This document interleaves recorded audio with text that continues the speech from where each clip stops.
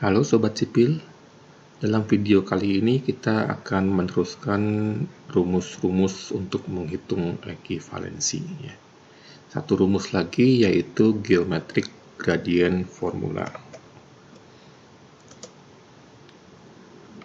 Beberapa masalah ekivalensi ekonomi teknik yaitu melibatkan pola proyeksi arus kas yang berubah pada tingkat atau rate tertentu pada setiap periodenya. Jadi kalau pada aritmatik gradient perubahannya itu diberi notasi G besar Nah, pada geometric gradient ini diberi notasi G kecil. Bedanya apa Nah, kalau pada aritmatik gradient diberi notasi G besar perubahannya itu bertambah atau berkurang dalam jumlah rupiah yang sama. Misalnya tiap tahun itu naik 50.000. Jadi kenaikannya itu tiap tahun 50.000, naik lagi 50.000, naik lagi 50.000. Itu pada aritmatik gradient. Sedangkan pada geometric gradient kenaikannya itu samanya bukan dalam nilai rupiahnya tetapi dalam tingkat atau rate perubahannya G kecil dalam persentasenya. Jadi misalnya pembayaran di tahun kedua itu lebih besar 10% dibandingkan tahun pertama. Kemudian pembayaran di tahun ketiga itu lebih besar 10% dibandingkan tahun kedua. Otomatis nilai rupiahnya kan lebih besar karena tahun kedua pasti punya nilai yang lebih besar dibandingkan tahun pertama. Jadi di sini kesamaannya itu atau perubahannya itu berdasarkan tingkat perubahan. Bertambah mahal atau bertambah murah dalam persen yang sama. Nah, situasi yang dapat dimodelkan dengan pola seperti ini adalah komoditas, misalnya komoditas yang menginflasikan harga pada suatu tingkat yang konstan dalam persentase setiap tahunnya. Nah, pola arus kas akhir periode yang dihasilkan dinyatakan sebagai urutan gradien geometrik atau geometric gradient series.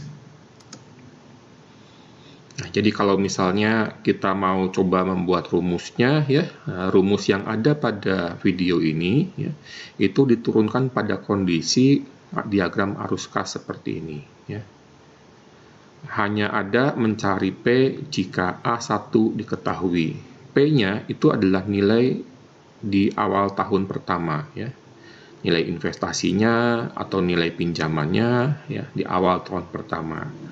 A1 itu adalah nilai di akhir tahun pertama, A1. Kemudian dia akan meningkat sebesar G, G, G. Ini ada kenaikannya Nah, misalkan G-nya 10%, berarti A2 ini naik 10% dibandingkan A1. A3 ini naik 10% dibandingkan A2.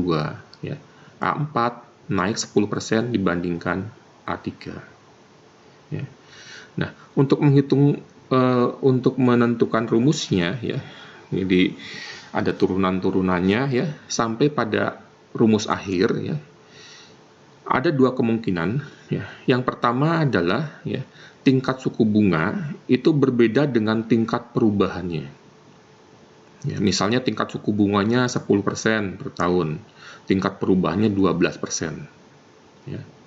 Nah, kalau tingkat suku bunga tidak sama dengan tingkat perubahannya, kita menggunakan rumus ini, bahwa P sama dengan A1 dikalikan 1 dikurangi 1 plus G pangkat N dikalikan 1 plus I pangkat min N dibagi I dikurangi G. Nah, tapi kan ada kemungkinan juga bahwa tingkat suku bunga sama dengan tingkat perubahannya I sama dengan G. Nah, kalau I sama dengan G rumus yang ya boleh dibilang panjang ini, ya itu dapat disederhanakan menjadi seperti ini, ya. Jadi kalau I sama dengan G, jadi misalkan tingkat suku bunganya 10%, ya. G-nya juga 10%, ya. Maka kita bisa pakai rumus P sama dengan A1 dikalikan N dibagi 1 plus I. Ya. Nah, untuk mendapatkan faktor atau untuk mendapatkan nilai A, ya, atau F yang ekivalen, ya, setelah kita dapatkan P di sini, ya, jadi hasil yang didapat di sini bisa dikalikan dengan faktor atau fungsi tabel A per P, ya, kalau mau mencari A, atau dikalikan dengan F per P kalau kita mau mencari F. Ya. Nah, pada geometrik gradient di sini kita tidak menyajikan tabel bunganya, ya, karena kalau mau disajikan pasti akan banyak sekali, ya. Pada satu tingkat suku bunga tertentu, kan, ya, tingkat perubahannya bisa macam-macam, ya. Nanti tabel kita akan menjadi banyak sekali. Kita lihat contoh 1, ya. Serangkaian arus kas geometrik gradient selama 4 tahun berturut-turut, ya, dimulai dengan A1, ini A1-nya sebesar 1000, ya, yang meningkat sebesar 20% setiap tahun dibandingkan tahun sebelumnya. 20% ini adalah G kecilnya, ya. Nah, jika tingkat suku bunga 25% per tahun, ini I kecil, ya, tentukan nilai P yang ekivalen dengan rangkaian arus kas tersebut. Nah, kita gambarkan, ya, ini diagram arus kasnya, ya. P-nya di awal tahun pertama, ya, A1-nya di akhir tahun pertama ini sebesar 1000, kemudian dia meningkat 20%, meningkat lagi 20%, meningkat lagi 20%, ya. Ini G-nya 20%. I-nya 25%. Nah, untuk mencari P di sini, ya, kita tinggal masukkan ke dalam rumus yang kita punya tadi, ya. Ini rumusnya tadi, ya. P sama dengan A1 dikalikan 1 dikurangi 1 plus G pangkat N dikalikan 1 plus I pangkat min N dibagi I min G. A1-nya, ini, ya, A1-nya di sini 1000, ya. Dikalikan 1 dikurangi, ya, 1 ditambah G, G-nya 20%, ya, 0,2 pangkat 4, ya, ini kan 1, 2, 3, 4, ya. Dikalikan 1 ditambah dengan I, ya, 1 ditambah 0,25 dipangkatkan min 4, min N, ya, dibagi dengan I, ya, 0,25 dikurangi G, 0,2. Nah, kalau ini kita selesaikan, ya, kita akan dapatkan nilai P-nya itu sama dengan 1000 dikali 3,01307, ya, atau sama dengan 3123. Ya, kita dapatkan P-nya sebesar ini, ya, untuk rangkaian arus kas geometrik gradient seperti ini. Ya. Sekarang kita lihat contoh kedua. Nah, kita punya gabungan, ya, dari uniform series, aritmatik, dan geometrik gradient. Ya. Arus kas ke atas kita punya 500, 600, 700, 800, 900, 1000, ya. Nah, sampai akhir tahun ke-6 1000 di sini. Kemudian tahun ke-7 ini turun, ya. Ini G-nya negatif, ya, min 8. Turun 8% dibandingkan tahun ke-6, turun lagi 8% dibandingkan tahun ke-7, ya, turun lagi 8%, turun lagi 8%, ya, sampai akhir tahun ke-10. Ini yang ke atas. Yang ke bawah, ya, di sini ada di 5 tahun pertama uniform series dengan nilai A. Kemudian di 5 tahun berikutnya, ya, uniform series dengan nilai 2A. Nah, untuk menyelesaikan ini, ya, kita harus menarik, ya, semua nilai arus kas ke atas dan arus kas ke bawah ini ke sebuah nilai tunggal di waktu yang sama. Ya. Untuk mudahnya, kita tentukan nilai tunggalnya itu ada di awal tahun pertama. Ya. Yang arus kas ke atas, ya, semua dikumpulkan, ya, di X. Yang arus kas ke bawah semua dikumpulkan di Y. Kita hitung X-nya dulu. Ya. Ini dari tahun pertama sampai tahun ke-6, ini bisa menggunakan uniform series dan arithmetic gradient ya. Tapi kalau kita hitung sampai tahun ke-6 ya, nanti untuk geometric gradientnya kita harus mulai dari akhir tahun ke-7 ya. Kita harus menghitung ya berapa nilai di akhir tahun ke-7 di sini. Ya sebetulnya sih mudah ya, tinggal 1000 dikurangi 8%. Nah, tapi daripada kita harus menghitung lagi ya, biarkan nanti A1-nya adalah yang 1000 di sini ya. A1-nya yang 1000. Jadi pada saat kita mau menghitung yang uniform series dan arithmetic gradient, kita cukup menghitung yang 5 tahun di sini ya. Dari akhir tahun pertama sampai akhir tahun kelima ya. Kita hitung dulu yang uniform series-nya ya. Ini 500. Nah, ini saya ambil yang 500 dulu, 500, 500, 500, 500 ya. Nilai annualnya, nilai uniformnya ya 500 ya. Kemudian kita cari X-nya ya di sini, mencari present kan ya. Dikalikan P per A, 10%, 5 ya. 1, 2, 3, 4, 5. Nah, yang uniform series-nya sudah, tinggal yang arithmetic gradientnya ya. 0, 100, 200, 300, 400 kan ya. G-nya 100. Ya, mencari X berarti mencari P ya. 100 dikalikan P per G, I, I-nya 10%, N, N-nya 5 ya. 1, 2, 3, 4, 5. Nah, kemudian kita menghitung yang geometric gradientnya. A1-nya ini ya 1000, ini A1 ya. Dikalikan, ya kita ingat tadi rumusnya ini ya. 1 dikurangi 1 plus G. Ya, tapi karena di sini G-nya itu negatif ya, berarti 1 min 0,08 ya. Pangkat N ya, 1, 2, 3, 4, 5 ya, pangkat 5 dikalikan 1 plus I pangkat min N ya, 1 ditambah 0,1 pangkat min 5, kemudian dibagi dengan ya I dikurangi G ya, I-nya adalah 0,1 dikurangi min 8% ya, berarti kalau dikurangi min 8% ditambah 8% ditambah 0,08. Nah, ini kita dapatkan ya dari geometric gradient ini, nilai tunggalnya itu satu periode sebelum A1, berarti di sini kan ya.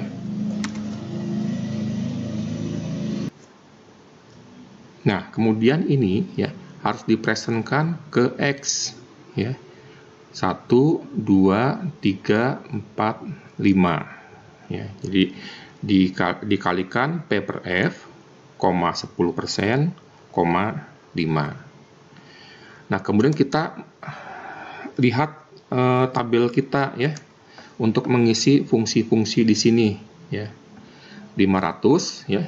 Nah, kita buka tabel 10% ya, sobat sipil silahkan bisa cek di tabel bunga 10%, di bawah fungsi P per A, di kanan N sama dengan 5 ya, kita dapatkan angka 3,79079 ditambah 100 dikalikan P per G ya 10% ya. Kita lihat tabel bunga 10% di bawah P per G, di kanan N sama dengan 5 ya. Kita dapatkan 6,86180 ditambah 1000 ya. Kemudian dari rumus yang ada di sini ya, kita dapatkan hasilnya sama dengan 3,28210 dikalikan dengan di tabel 10% di bawah P per F, di kanan N sama dengan 5, kita dapatkan 0,629092. Nah, kita hitung ya, kita akan dapatkan nanti X-nya sama dengan 4619,44. Ini nilai X-nya ya. Nah, kemudian kita lihat, kita hitung nilai Y-nya ya. Y-nya ini dari uniform series sebanyak 5 tahun ya, dengan nilai A dan 2A di 5 tahun berikutnya. Nah, Y-nya mulai dari A-nya dulu di sini ya. Berarti kan kalau kita mau mencari Y, ini kan mencari P ya. A yang ada di sini dikalikan P per A, koma I, ya 10%, ya, koma 5, ya. N-nya 1, 2, 3, 4, 5. Ditambah, ya, 2A di sini, ya. Dicari P-nya juga, ya. 2A dikalikan P per A, koma 10%, koma 5, ya. 1, 2, 3, 4, 5.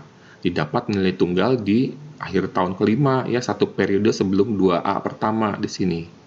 Untuk menjadi Y, ini harus dipresentkan 1, 2, 3, 4, 5. Dikalikan lagi dengan P per F, 10%, 5.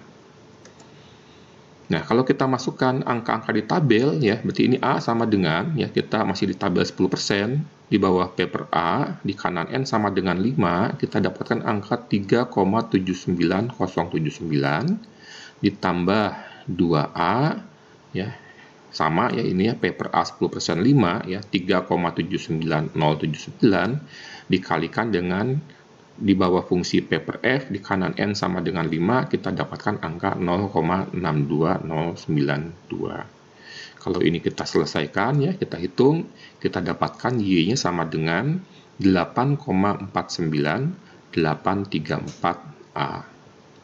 Nah, tinggal kita samakan ya, X sama dengan Y. Tadi X-nya kan sama dengan 4619,44 ya. Y-nya sama dengan 8,49834A. Nah, sobat sipil hitung ya. A-nya akan kita dapatkan sama dengan 543,57. Ya, ini nilai A-nya. Jadi di 5 tahun pertama ya, arus kas ke bawahnya sebesar 543,57 ya. Di 5 tahun berikutnya arus kasnya sebesar 2 kali 543,57 ya. Nah, kemudian kita lihat contoh 3 ya. Seorang pengusaha mendapat kredit dari bank sebesar 100 miliar ya, dengan bunga 12% per tahun. Nah, kredit harus dilunasi dalam 25 tahun ya, selama 25 tahun dengan angsuran tahunan yang besarnya sama.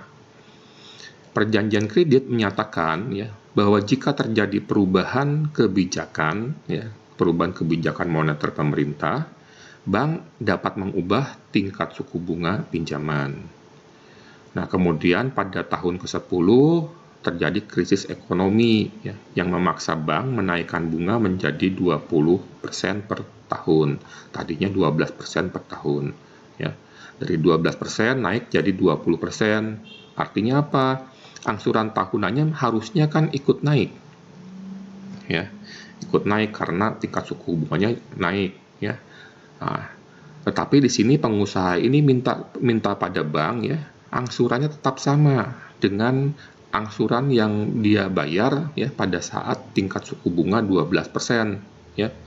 Jadi yang A di sini, jika besarnya angsuran tetap sama dengan angsuran sebelum terjadi krisis, padahal bunganya sudah naik jadi 20% ya, dan dengan asumsi ya bahwa tingkat suku bunga tidak akan berubah lagi ya, jadi tetap 20%. Setelah berapa tahun ya pinjaman pengusaha tersebut akan terlunasi. Ya, ini yang pertanyaan A. Kemudian ya, ternyata 5 tahun kemudian ya, setelah bunga ini naik 20% ya, krisis ekonomi berakhir. Untuk itu bank memberikan insentif berupa penurunan bunga menjadi 10% per tahun ya, tapi dengan catatan ya bahwa angsurannya itu akan selalu mengalami kenaikan 5% tiap tahunnya. Ya, jadi geometric gradient di sini ya. Nah, dengan skema angsuran seperti itu ya, pada tahun keberapa ya pinjaman pengusaha tersebut akan terlunasi. Ya. Nah, pertama ya, kita coba hitung dulu ya berapa angsuran tahunan selama 25 tahun di sini. Ya. Jadi ini kan diagram arus kasnya ya. Pinjamannya sebesar 100 M ya, selama 25 tahun pada tingkat suku bunga 12%. Nah, kita mencari ya berapa angsurannya. Ya, A1 ya, kita beri notasi A1 di sini. A1 akan sama dengan 100M, ini P-nya ya. Kita kan mencari A. Mencari A, ya, A per P, I, N. Ya. 100M dikalikan A per P, I-nya 12%, ya. N-nya 25 tahun. Dari sini kita dapatkan, ya, kita buka tabel bunga 12% dulu, di bawah fungsi A per P, di kanan N sama dengan 5, itu didapat angka 0,1275. Kita kalikan dengan P-nya, 100M, kita dapatkan angsuran tahunannya sebesar 12,75 miliar. Ya. Jadi ini adalah angsuran yang harus dibayarkan oleh pengusaha tersebut. Tadinya mulai dari akhir tahun pertama sampai akhir tahun ke-25. Ya. Nah, tetapi ya pada tahun ke-10 ya terjadi krisis ekonomi ya, yang memaksa bank menaikkan bunga menjadi 20%. Harusnya angsuran naik ya. Tapi di sini ya pengusaha ini tidak bisa menaikkan angsurannya. Dia minta ke bank untuk mengangsur dengan jumlah yang sama, ya 12,75M tadi. Nah, kalau misalnya ya diasumsikan bahwa tingkat suku bunga tidak akan berubah lagi, tetap 20%, setelah berapa tahun pinjaman pengusaha tersebut akan terlunasi. Nah, kita hitung dulu berapa sisa pinjaman setelah pengusaha ini mengangsur 10 kali, ya. Nah, ini setelah 10 kali ya mengangsur, berarti sisanya tinggal 15 kali, ya. Nah, sisanya ini kita hitung ya menjadi sisa pinjaman ya setelah angsuran ke-10 ya. Jadi seperti mencari P ya dari 12,75M sebanyak 15 kali.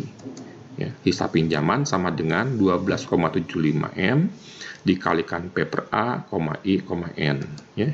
Bunganya masih 12% ya. Karena ini kan sisanya tadi kan masih di 12%. Nanti setelah kita hitung sisa pinjamannya berapa, baru ini dihitung ulang dengan 20%, harusnya begitu kan ya. Nah, kita buka tabel bunga 12% ya, di bawah P per A, di kanan N sama dengan 15 ya, ketemu angka 6,81086. Kita kalikan dengan 12,75M, kita dapatkan sisa pinjamannya sebesar 86 miliar ya, 838 juta 465.000 ya, ini sisa pinjamannya. Ini cara pertama ya untuk menghitung sisa pinjaman ya. Menghitung dari sisa pinjaman yang belum dibayarkan ya, angsuran yang belum dibayarkan, dicari presentnya. Nah, cara kedua ya, kita juga bisa menghitung dari pinjaman kita mula-mula berapa ya. Tapi ini harus di-future-kan dulu sampai akhir tahun 10 ya, kan angsurannya kan yang sudah dibayarkan sampai akhir tahun 10 ya. 100M ini di-future-kan 10 tahun ya, pinjaman kita dikurangi dengan apa yang sudah kita bayarkan selama 10 tahun. Jadi persamaannya begini ya. Ini adalah pinjaman kita kan ya, 100M di-future-kan 10 tahun ya, ini F per P 12% 10 ya, dikurangi, nah, kita sudah bayar 12,75M ya, di-future-kan juga ya sebanyak 10 kali. Kita buka lagi tabel bunga 12% ya, di bawah F per P, di kanan N sama dengan 10, ketemu angka 3,10585. Di bawah F per A, ya, di kanan N sama dengan 10, ketemu 17,54874. Nah, kalau kita hitung, ya, kita akan dapatkan sisa pinjamannya sebesar 86 miliar 838.565. Ya, hasil ini ya, sama dengan yang kita peroleh dengan cara pertama. Nah, silahkan ya Sobat Sipil menggunakan cara pertama atau cara kedua, itu adalah pilihan ya. Nah, sekarang sisa pinjaman yang tadi ya, yang setelah angsuran ke-10 dibayarkan ya, itu akan dikembalikan tapi dengan besar angsuran yang sama dengan angsuran sebelumnya. Jadi tetap mengangsur sebesar 12,75M meskipun tingkat suku bunganya naik jadi 20% ya. Harusnya kan angsuran juga naik, tapi pengusaha di sini tetap meminta ya mengangsur sebesar 12,75M. Nah, di sini ya, jadi ini adalah sisa pinjamannya tadi ya. Nah, ini akan dibayar dengan angsuran sebesar 12,75M. ya, pada tingkat suku bunga yang sudah berubah 20%. Nah, pertanyaannya kan, berapa lama ya pengusaha ini bisa melunasi pinjaman ini? Ya, N-nya itu berapa? Nah, kita bisa menggunakan rumus P sama dengan A ya, dikalikan P per A, I, N. N-nya yang kita cari kan ya. Atau sobat sipil juga bisa pakai A sama dengan P kan ya. A per P, I, N. Silahkan dipilih salah satu ya. Di sini kita coba dengan P sama dengan A, dikalikan P per A, I, N. P-nya adalah sisa pinjaman ya, 86.838.465.000. Sama dengan A-nya 12,7 miliar. 12,75 miliar ya. Dikalikan P per A, I-nya 20%, N. Nah, sekarang kita harus mencari ya, di tabel 20%, di bawah fungsi P per A, ya, di kanan N sama dengan, nah, di kanan N, ya, itu supaya nilainya, di kanan N berapa, ya, yang nilainya sama dengan 6,81086, ya, 6,81086 pada bunga 20% di bawah P per A, ya. Angka ini ada di sebelah kanan N sama dengan berapa, ya. Nah, sekarang kita lihat ya tabel bunga kita di sini ya. 2% di bawah P per A ya. Nah, kita cari ya angka yang 6, berapa tadi ya. Kita cari terus ke bawah ya. Ternyata angka terbesar itu hanya sampai 5 ya. Tidak pernah lebih besar dari 5 ya. Nah, artinya apa? Ya. Artinya ya, pinjaman atau sisa pinjaman sebesar 86,8384665 miliar ini ya, kalau diangsur dengan angsuran 12,75 M pada bunga 20% itu tidak akan pernah lunas. Ya. Nah, mungkin kita tanya, kok bisa tidak pernah bisa lunas ya? Nah, kita bisa coba melihat ya simulasinya dengan menggunakan Microsoft Excel.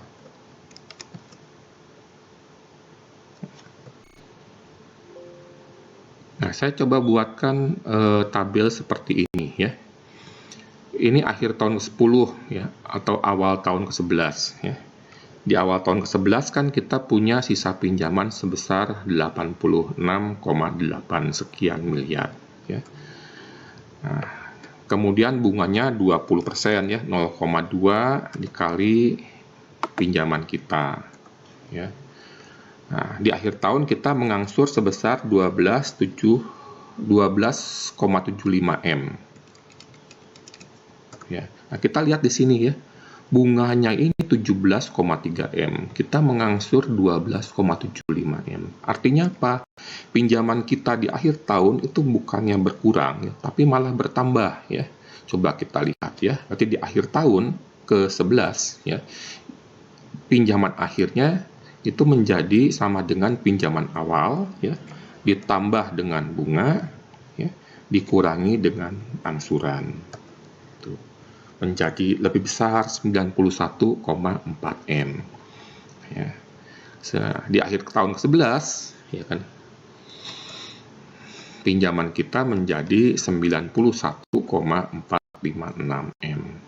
Nah, kalau kemudian ini ya kena bunga lagi ya, 20% ya, kita bayar lagi angsuran 12,75 ya, di akhir tahun ke-12 ya. Nah, ini menjadi 96,997, selalu tambah besar seperti ini ya. Nah, ini makanya ya pinjaman yang sebesar 86,838 M ini kalau diangsur dengan angsuran sebesar 12,75 M ya, pada bunga 20% tidak akan pernah lunas. begitu ya. Jadi jika besar angsuran berikutnya tetap sama dengan angsuran saat sebelum krisis, ya, pengusaha tersebut tidak akan dapat melunasi pinjamannya.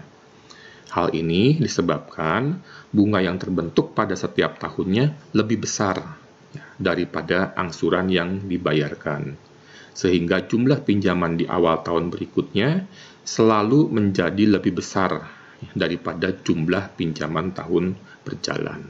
Seperti itu ya.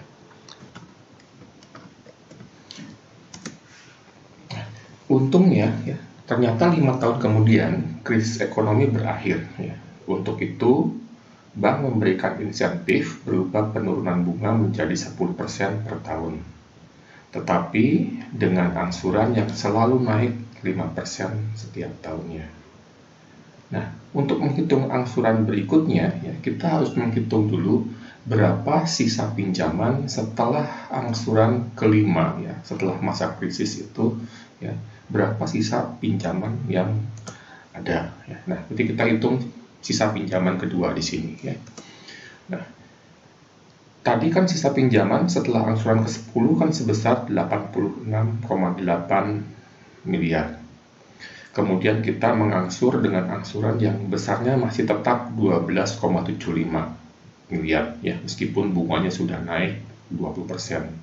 Ya, dari hitungan kita tadi diperoleh bahwa ternyata ya dengan angsuran sebesar 12,75 yang di sini ya, sisa pinjaman ini tidak pernah terlunasi. Ya. Nah, oleh karena itu, ya, untuk menghitung sisa pinjaman yang kedua di sini, kita tidak mungkin menghitung dari sisa-sisa pinjaman tahun ke-16 dan seterusnya. Ya. Untuk menghitung sisa pinjaman kedua di sini, kita harus menghitung dari ya, sisa pinjaman yang pertama ini, ya, di future-kan 5 tahun, kemudian dikurangi dengan nilai future ya, dari angsuran selama 5 tahun di sini. Ya. Nah, kita hitung ya, ini sisa pinjaman kedua, ya, 86,8 sekian miliar ya, di future-kan ya, F per P, I 20%. Nah, sekarang I-nya di sini 20% ya, 20%, 5 ya, 1, 2, 3, 4, 5 dikurangi dengan angsuran yang sudah kita bayarkan ya, 12,75 M dikalikan F per A 20%, 5. Nah, kemudian kita lihat tabel bunga 20% ya. Nah, di bawah fungsi F per P di kanan N sama dengan 5 kita dapatkan angka 2,48832. Dan di bawah fungsi F per A di kanan N sama dengan 5 kita dapatkan 7,4416 ya. Nah, kita dapatkan persamaan kita seperti ini ya. Tinggal kita hitung ya. Nah, ternyata ya sisa pinjaman kita setelah 5 tahun kemudian ya itu menjadi 121 miliar 201.489.000. Padahal di awal kita cuma pinjam 100 miliar ya. Kenapa bisa menjadi semakin besar di sini? Ya. Karena ya pada saat angsuran ke-10 dibayarkan ya, kemudian terjadi kenaikan tingkat suku bunga menjadi 20%, pengusaha di sini tidak bisa menaikkan angsurannya. Ya.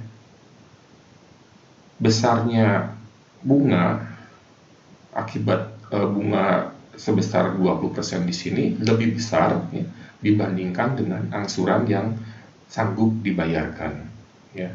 Akibatnya semakin besar ya. Nah, kita bisa melihat ya,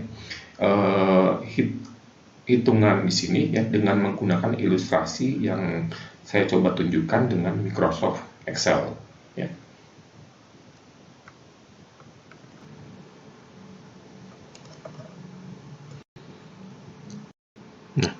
Tadi kan di akhir tahun ke-12 ya.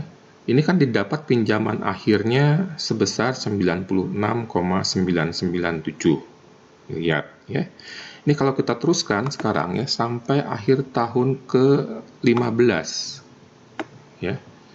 Nah, ini saya copy saja ya. Copy, saya paste di sini. Nah, kita dapatkan ya di akhir tahun ke-15 ya, sisa pinjamannya di sini menjadi 121,201 miliar ya. Ini sama persis ya dengan yang kita dapatkan di hitungan kita secara manual di sini ya, 121,201 miliar ya. Jadi rumus yang kita pakai ini benar ya, di Excel kita sudah cek benar. Nah, sekarang ya sisa pinjaman ini ya harus dikembalikan ya dengan tingkat suku bunga 10% per tahun dan dengan angsuran yang selalu bertambah besar 5% setiap tahunnya. Ya.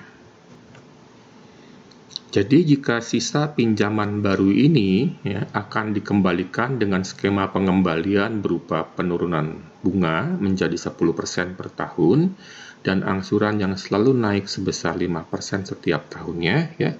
Nah, kita hitung dari rumus geometrik gradien kita ya. P ini nanti sisa pinjaman kita ya, 121 miliar ya, 201 juta sekian sama dengan A1 ini adalah angsuran kita ya, angsuran pertamanya 12,75 M dikalikan dengan rumus kita ya. 1 dikurangi 1 ditambah G-nya ini 5% ya, 0,05 pangkat N dikalikan 1 ditambah I-nya 10% ya, dipangkatkan min N dibagi dengan I 0,1 ya 10% dikurangi G 5%. Nah, kalau sobat sipil selesaikan ya, nanti kita akan mendapatkan ya N-nya itu sama dengan 14 tahun ya. Jadi pinjaman ini baru akan lunas ya 14 tahun kemudian ya. Setelah kita mengangsur sebanyak 10 kali di masa normal ditambah 5 kali di masa krisis. 15 tahun ya, kalau dihitung dari awal 15 tahun ditambah 14 tahun. Ya. Pengusaha tersebut baru dapat melunasi pinjamannya setelah 14 tahun kemudian atau 29 tahun dari pinjaman kita mula-mula kita ambil ya, 15 ditambah 14.